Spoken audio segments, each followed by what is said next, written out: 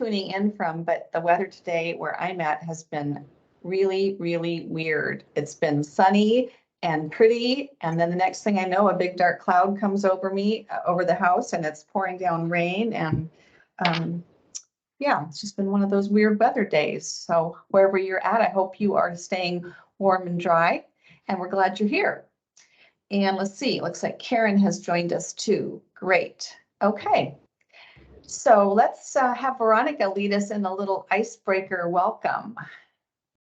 Yeah, I'm going to pull up a little question, or you should see my screen, little PowerPoint slide here. Yep. So for our icebreaker question, I thought we could share what was the last book you read, or maybe something that you're currently reading. If you want to put it in the chat or come off mute and share. I can never remember the title of books, even though I read it every night. What am I reading? I know. And for some people who maybe aren't currently reading a book, or maybe haven't read in a while, like me, because I'm currently not really reading anything, maybe what's one of your favorite books that you've really enjoyed that maybe you think someone else might like?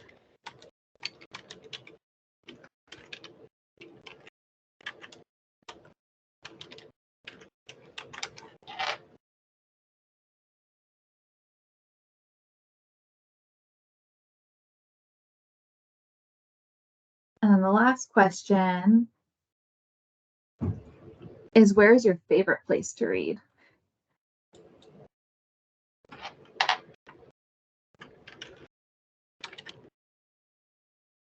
And I'm sharing my screen, so I can't see your responses, but I'm sure. I am loving all of the responses, just a really wide variety. Let's see, Adaptive Leadership, Debbie is reading. Jenny is reading Stories I Only Tell My Friends by Rob Lowe. Stephanie is reading, she just finished You Better Not Cry by Augustin Burroughs. She has 3 more books of his to read. Let's see, Debbie just finished The Last Thing He Told Me, which was very good. I put in there Ministry for the Future by Kim Stanley Robinson, even though that's not the last book I read, but I'm reading another one of his books, but that was one of my favorites. I'm not a future sci-fi person, but I did like that book. Karen likes any Mary Higgins Clark books. Boy, those do draw you in for sure. Rebecca is reading Thyroid Healing by Anthony William. Oh, that sounds good. And Emmy's favorite place to read is on vacation, wherever that is. Stephanie reads in the bath. Fancy reads outside. And I read in an easy chair that's in the corner of my living room with an overhead light. And usually my cat likes to be right on my lap too when I'm reading. Well, let's see, what else? Jenny reads in bed mostly. Christy's reading The Glass Castle. I think I know that book. Who wrote that? I can't think of her name. Yeah, I have read it. I'm not currently reading it, but it is my favorite book. So. Debbie reads on the back patio or by the water, and Christy likes to read outside in the sun. Rachel's reading Becoming by Michelle Obama. That's on my list to read. Amy's reading The 5 Agreements by Don Miguel Ruiz. I've heard of that book. Rebecca likes to read on the couch with a blanket. Yes. And Emmy says, I don't have a current book, but I'd love to read more. I know there's never enough time. Karen reads in bed. And Lua has read Pachinko. I read that book too. And they made a series out of it too. I think maybe on Apple TV, but it doesn't go through the whole book. It kind of stops right when the husband gets kidnapped. But I won't give any more spoiler alerts to it. Amy likes to read in her living room. And Emmy, anywhere tropical. Connie reads while traveling, and Emmy likes to read to her kids before bed. That is so important. Yay. Love to love to see all these readers, book lovers. I love the different places where people read. It kind of sounds like, at least in Portland, it's kind of rainy. And so I feel like when you snuggle up on the couch with a blanket and like tea, that sounds perfect for the weather today. Yep. And Angela from McMinnville, she's reading The Overstory. Oh my goodness, I read that book too. It was amazing. Loved it. And her favorite place is on the sofa, in the sun, under her cat. Oh, all right. Well, thank you, everybody. That was great. And now we've got it on audio too. So when the recording is put on the website, everybody will be able to hear. Whoever listens to the meeting will know who's reading what, when, and where. Okay. Stephanie, would you bring the agenda up again, please?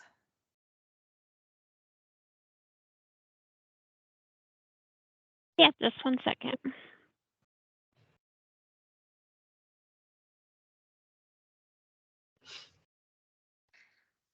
Are you able to see it there?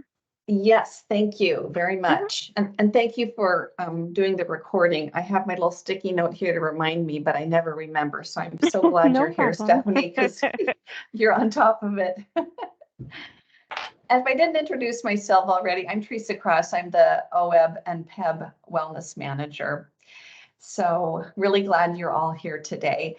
We are really excited to hear from Rachel Druschella from the Oregon Educators. I'm drawing a blank on their name, OEA Choice Trust, about their wellness grants. So Rachel, I'm going to turn it over to you to introduce yourself, and we've also got your slides so we can pull those up and advance through them when you say go to the next one. That would be great. Thank you so much. Perfect. So hi, everyone. My name's Rachel Druschella. I see some familiar faces in here, so it's nice to be joining your meeting today. My colleague is Inge, and I don't know if she is in this meeting or not, but I know that she has been attending these meetings in the past, and I think I'm going to be planning to continue to attend them moving forward. So I'm looking forward to that. But yeah, I work at OEA Choice Trust. I'm the education employee well-being programs manager there. Been at the trust for a little over 6 years. And before the trust, I actually worked at OHSU in their sports medicine and health promotion department, helping to write curriculum for Healthy Team, Healthy You. And yeah, so I'm excited to be here to just introduce some of our grant opportunities. Some people may know about some of our opportunities, others may not. So I'm looking forward to presenting on those. And then also even if you have heard of our grant opportunities in the past, we're making some pretty big changes to our program this year. So we're excited to be announcing those. Actually, our official promotion is going to go out on Wednesday of this week. So keep a lookout for that. I can definitely plan to send it out to this whole group. But if you want to go ahead and advance the slide. Great. So for those of you that don't know about OEA Choice Trust, and yes, we are affiliated with the Oregon Education Association. They are one of our planned sponsor, but our mission and vision statement are here. So we are to empower every Oregon public education community to build and nurture a culture of well-being for all of their employees. And then our vision is every public education community embodies a culture of respect, belonging, safety, and well-being for all. So we award at the trust grants. That's how we support education employee well-being. And in the past, our grants have been for $100,000 for over 5 years. So we award to public K-12 ESDs and community colleges around the state. And we are actually making a pretty big shift in our grant program for this year and moving towards a tiered funding structure. So that's what we will be actually, our promotion that's going out on Wednesday will be really highlighting that new tiered funding structure. And that'll be kind of our first unveiling of that funding structure will be on Wednesday. So we're really excited. We've been working hard to make a lot of updates to our grant program over the last several months. One of the reasons we're really excited about this structure is that it will really offer more equitable funding opportunities for organizations of different sizes. So before we just had the $100,000 grant for any organization size, and now that's going to be kind of a tiered funding structure based on the total number of staff at your organization. So we have kind of two funding streams. Is our Education Employee Wellbeing Grant, which is our larger grant that's over 5 years. And then we also have our Sustainability Grant, which I'll speak to here in a second. But the applications for our larger EEW grant are due on April 28th. So we always have two application deadlines throughout the year. So usually in April and then again in the fall in October. So we'll be announcing for our fall opportunity starting usually in May. But the application and all of the information for our grants all on our website at oeachoice.com. And you can download our application there and our kind of grant application overview and get started working on your application. If you want to move to the next slide, I'll just speak about our sustainability grants really quick. So our Rachel, sustainability. can I interrupt with a question really quick? Yes, and there's a hand up too, and I'm not sure if you see that, but Lua would like to know. She said last she checked, charter schools aren't eligible, and can you tell me if this is still the case?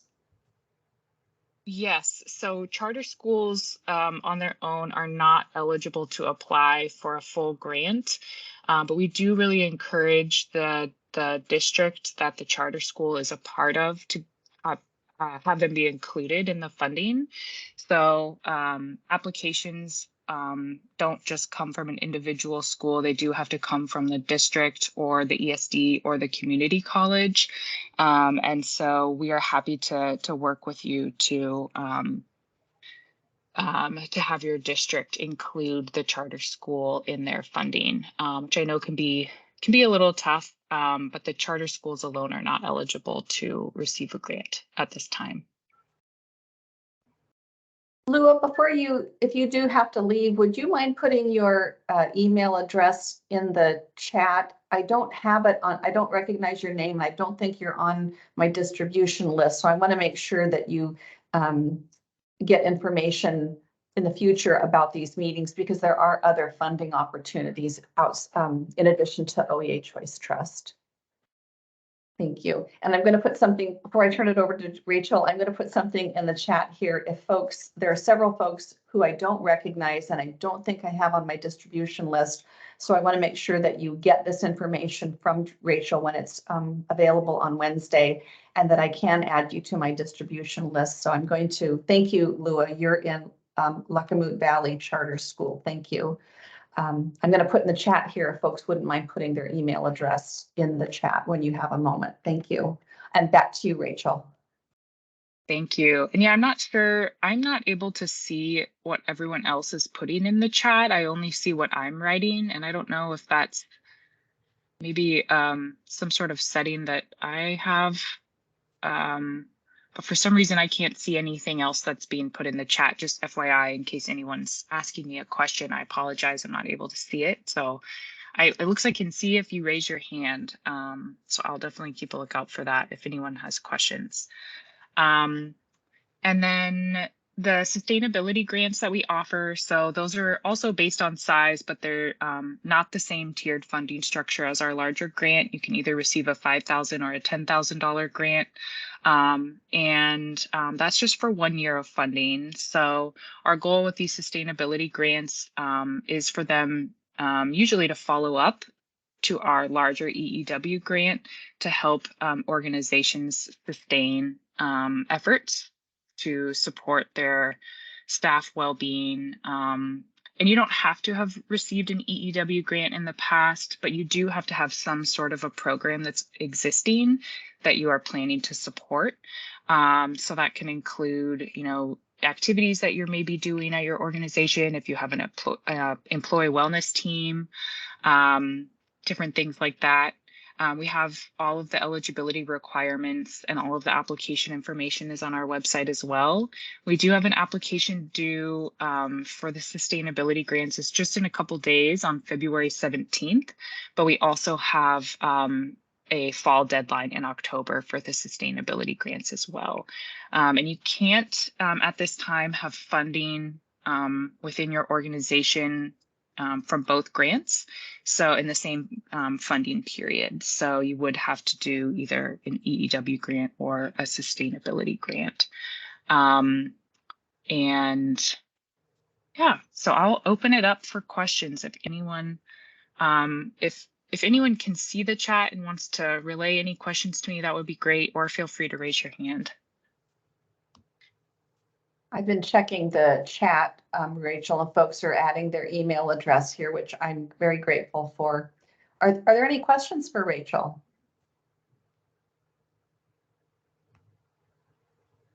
And these are just some great pictures from grantees, different activities that they've done at their organization using our funding to support staff well-being. So just wanted to share a few of those bright spots.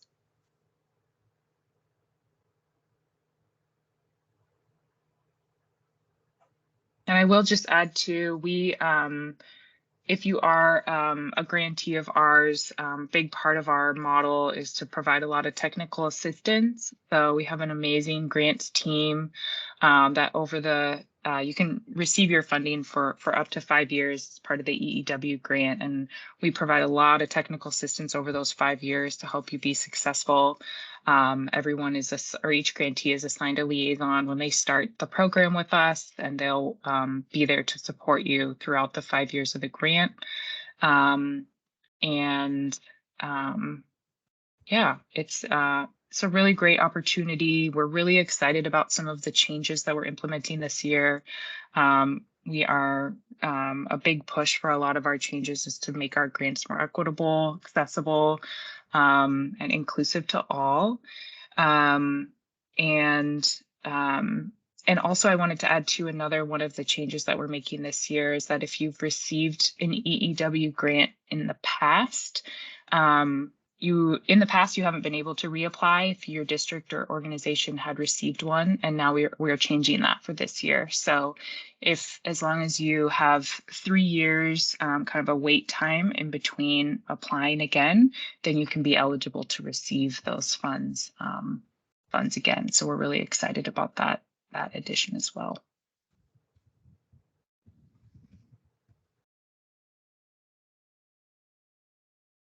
So I wanted to just call back to earlier in your presentation, Rachel, you talked about information about this new grant structure being going out on Wednesday and is it going to be on your website on Wednesday also? That's kind of when everything gets launched. Yes, yeah. So you're getting a little bit of a sneak preview before all of this goes out on Wednesday. But yes, it will all be up on the website on Wednesday. And then if anyone wants to share their email address with me today, I'm happy to add you to our distribution list so you can get all that information on Wednesday as well.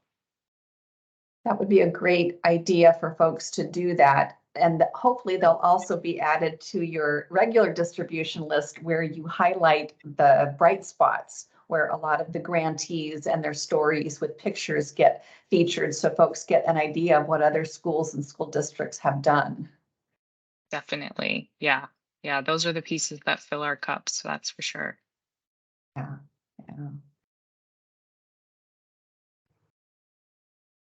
And I do see several folks have put their email addresses in here, and yeah, great.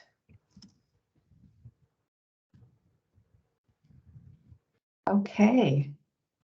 Well, if there aren't any other questions, I wanted to move on to our next agenda item, which is a success story. So what one school district or what one community college has done with their wellness programming.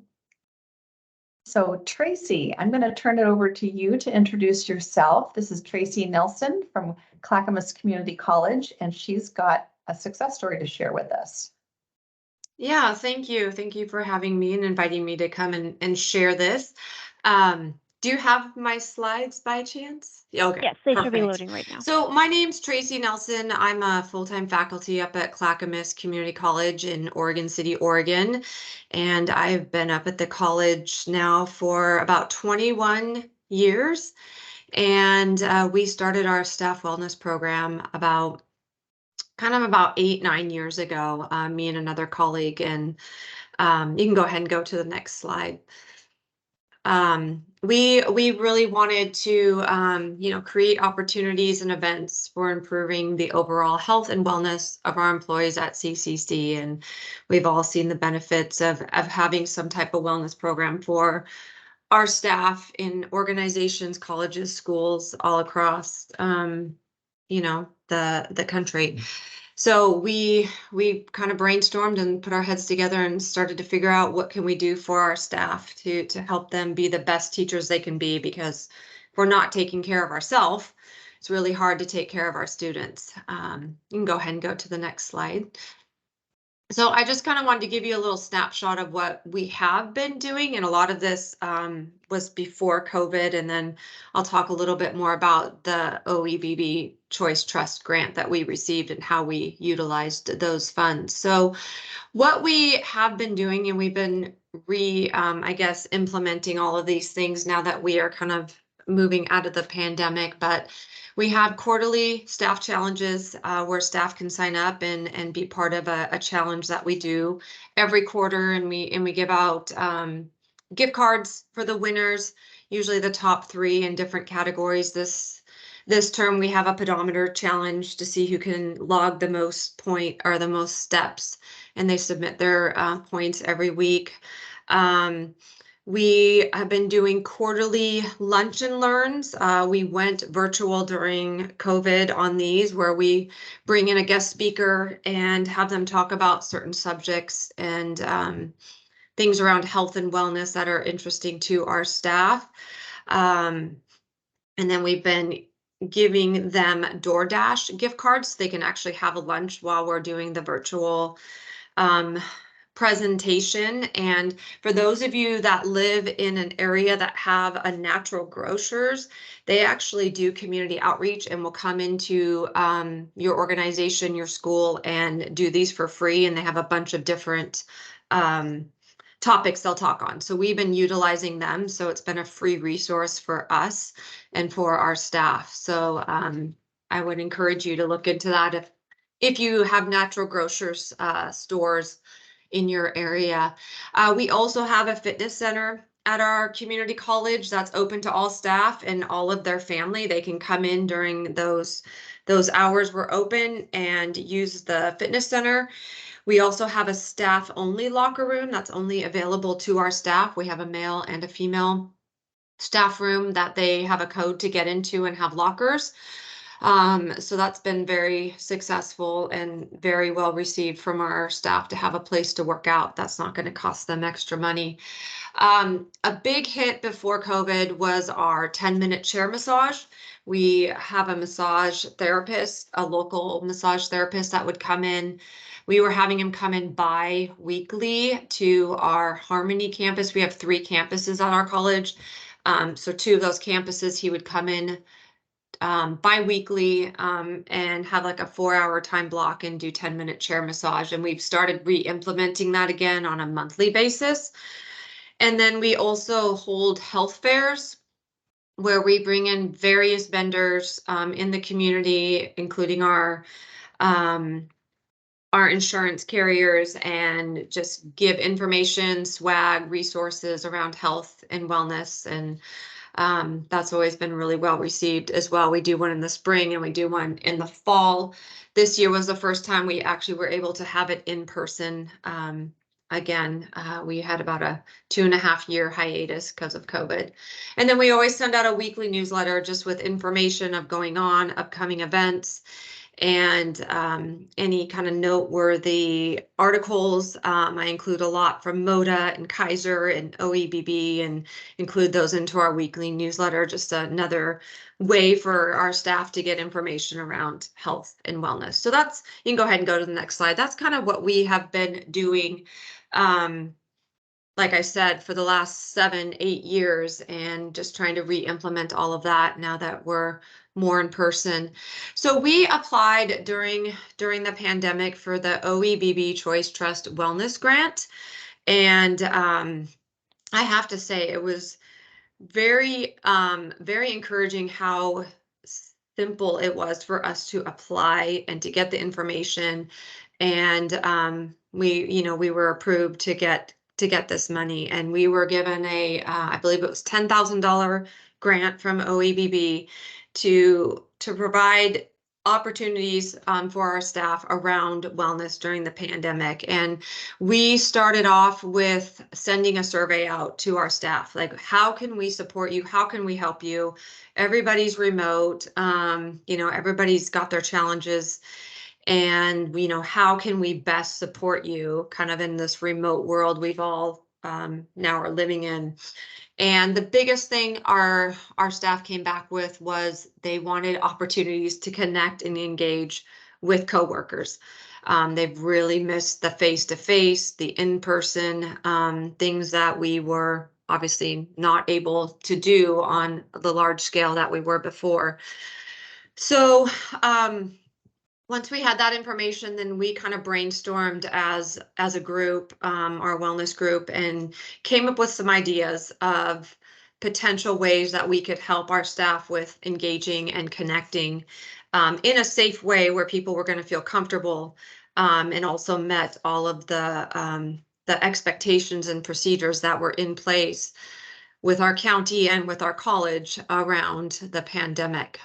So what we decided on is we came up with lunches, and the very first one, and I have some pictures that I'll show you here in a minute. We were really not sure how everybody was going to respond to this, and at the time everybody still had to wear masks. We had to do everything outdoors, and so we did an outdoor lunch where people could just come and pick up their boxes. They could stay and socialize a little bit if they wanted to. They could go back to their office. They could leave campus. We really just kind of really wanted to keep it open and in a way that everybody was comfortable. And we also put together these little gift bags as well, just to give people something, right? Sometimes when you just get a little gift, it kind of brings a smile to your face. And it was very well received. I think we probably had about 30 staff show up to our very first one. And, everybody's response was, it was so great to see people, because some of these people we had not seen for 1.5 years in person. And everybody kept their distance and social distancing and all that. But it was a huge, huge success. And so that was kind of our first one. And we also wanted to provide resources around mental health and how to support our staff who were really struggling, kind of being in a more of an isolated environment. And so we had Kaiser and MODA come out, and they brought a table and they brought a bunch of resources, and just kind of reminded our staff of all of the free resources that are available to them through their insurance carriers. And that was very, very well received. And it went really, really well. So that's kind of what we started to do with, that's what we did with this grant. You can go ahead and go to the next slide. So we ended up having a total of 6 lunches, and we evolved as we kind of progressed and got more towards the end of the pandemic, and we kind of learned what people liked, what they didn't like, what they wanted more of. We always did a post survey from our lunches, and we wanted to make sure people felt safe. We wanted to make sure they felt like they were connecting and engaging. wanted to make sure they were getting the resources they wanted to, and most importantly, just enjoying the experience. And so we did eventually move it to inside. We had it in a big kind of, it's called our Gregory Forum. And once again, you know, had it spaced out so people could feel comfortable. We just have some pictures here from our very first one to when we had it outside.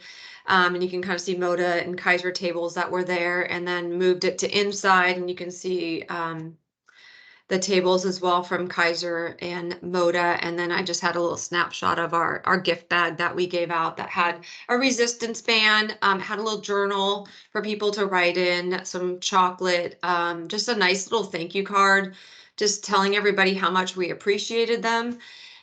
We had a little, we had some snacks, we had some hand sanitizer, and then we gave them a little Dutch Bros gift card as well, so they could take that with them from the lunches. But overall, the response was very, very positive. So everybody was so happy to be able to connect and see people after not being able to do it. And we were kind of one of the first events to kind of come back on campus and do this. And we offered it to all of our staff. We offered it as well to our other campuses, and they kind of had their own separate little lunches. And then we also did one for our night crew, for our custodial staff, cleaning staff that are there in the evening.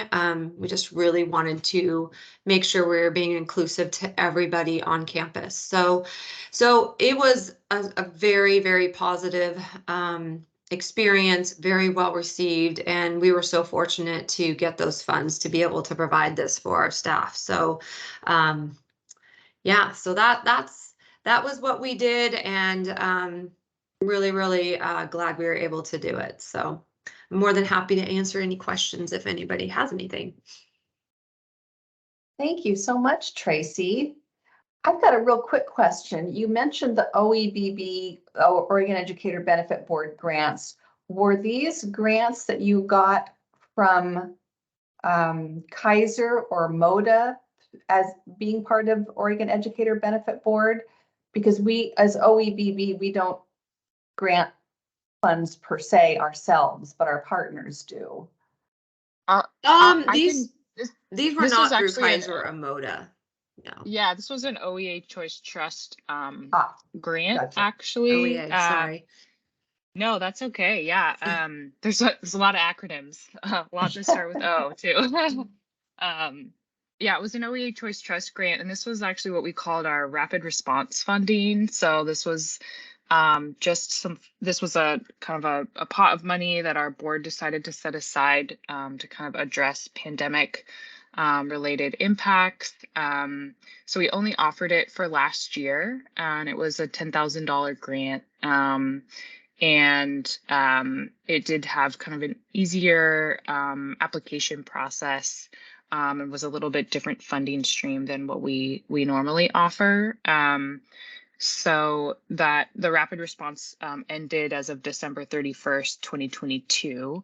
But our sustainability grant, especially for grantees that might have received the rapid response funding, if they put in some things in place to have a wellness program, then they could also apply to receive the rapid or the sustainability grant to kind of continue to sustain those efforts. But yeah, that was a funding stream that we had for last year, and it's so great to hear what Clackamas Community College was able to do. This is where a lot of our bright spots actually came from too, was from this funding stream.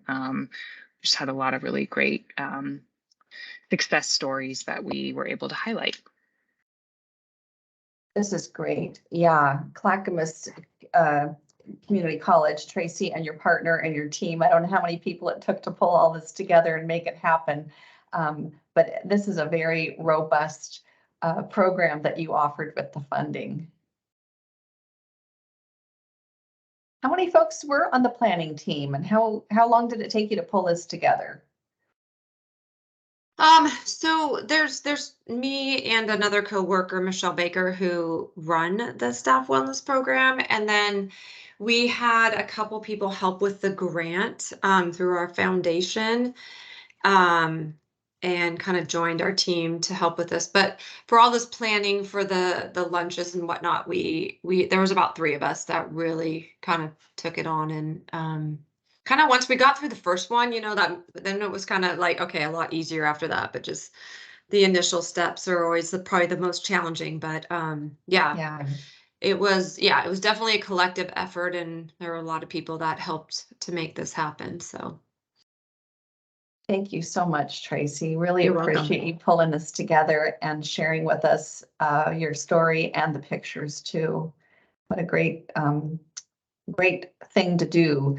And really nice too to remind folks that sometimes it feels like we're out of the pandemic, but for a couple years there, everybody was looking at each other going, how do we do our job? How do we help people when we can't be together? And you guys showed that you can do that. So really nice. Well, this is part of our meeting where it's open to folks if they want to do a little networking, if they've got questions, if they've got something that they're struggling with, if they have something they want to share or bounce off ideas they want to bounce off of folks. We would love to hear from you. Now's your time to kind of put it out there. So does anybody have anything they want to share?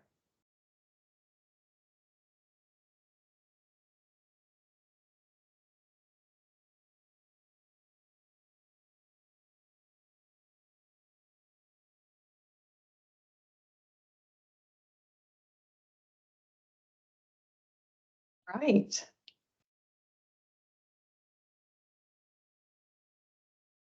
Well, thank you everyone for being here. I so much appreciate seeing your faces and hearing your voices and seeing your contributions in the chat.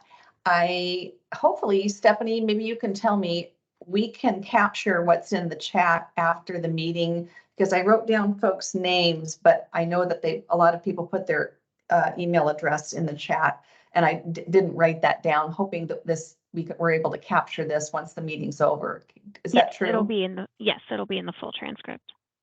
Okay. Oh, the chat will be too. Yes. Oh, yay. Okay. Great. Well, thanks so much everyone for your time. Really appreciate seeing you. And just a reminder that our next meeting is on March 13th, 4 weeks from today, same time. And hopefully we will see you then. Thank you. Bye, everyone. Thank Have a good you. day. Bye. Bye. Thank you.